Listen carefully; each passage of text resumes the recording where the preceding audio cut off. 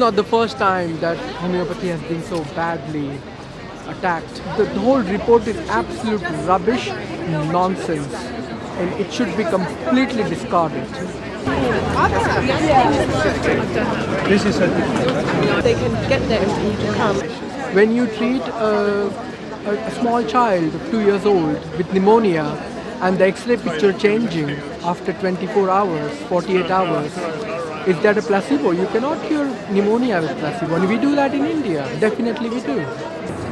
This is Ethan, and he's my this boy, and he's nearly a year, and he's only ever had homeopathy. And he had homeopathy for colic, which works immediately, and he's having homeopathy for teething now. But it's really nice and it's very gentle, and he's very, very healthy. This is Frankie, who's 13 years old. She's a rescue dog from Battersea.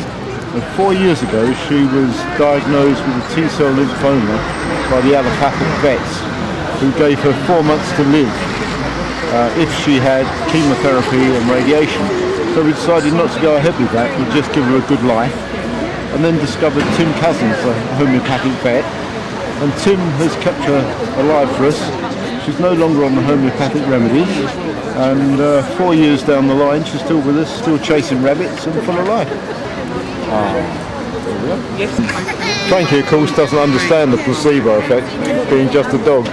Well, she's not just a dog, she's our dog.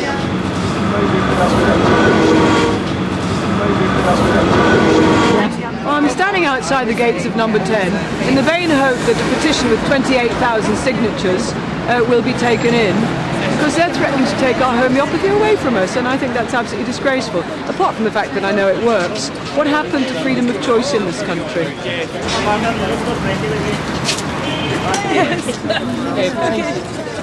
28,112 signatures. The report, sadly, was motivated by malice by one or two people who have an obsession that homeopathy doesn't work, and this flies in the face of all the evidence now. Ignored some of the homeopathic organisations, didn't look at what's happening in Europe, ignored the fact that in India homeopathy has been part of the health service, the third strand of the health service, for many, many years. Well, we have this motion down before the House which is gathering signatures. It's been signed, it's being led by Alan Simpson, who's a Labour MP, myself, and the Liberal signatures as well. We need to gather support in Parliament. We have already had, a couple of years ago, one motion supporting homeopathic hospitals, which was signed by over 200 members of Parliament, which is nearly a third of the House of Commons. There is a lot of support for homeopathic medicine in the House. It's important, it's good value. We need not less research as advocated by the committee, in fact no research at all, we need more research. Well, we were keeping 500 dairy cattle on our farm in Somerset, which was managed organically, and I did that for 15 years under homeopathic remedies for the healthcare needs of all those animals. Those animals, in getting better, there's only one thing you can say about them, is they are not liars, and they do not know how to fake recovery from illness either. They never knew what remedies we were giving them, and they didn't know when we were giving it to them, because sometimes it would be simply given to them by a squirt on their nose, sometimes a squirt on their vulva while they were in the milking parlour, other times it would be by a herd applied treatment in the water troughs. We know it works, and I know lots of other dairy farmers and other livestock keepers have the same experience.